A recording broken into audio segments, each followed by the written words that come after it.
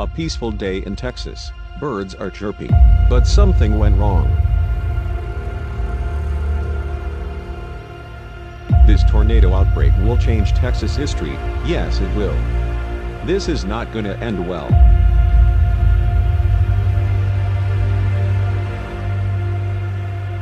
Once the tornado gets worst, Texas will fall.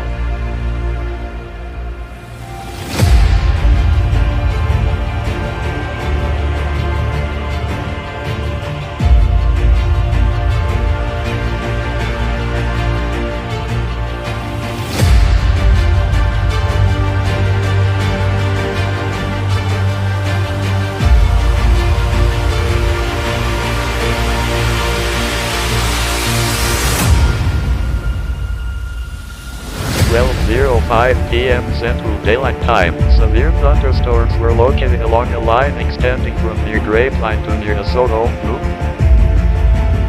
Thunderstorms were observed across the state, moving rapidly eastward.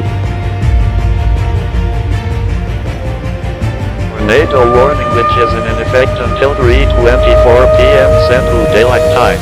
We never faced a large tornado threat ever before. Destruction is ongoing. Many citizens dying. This is very chaotic.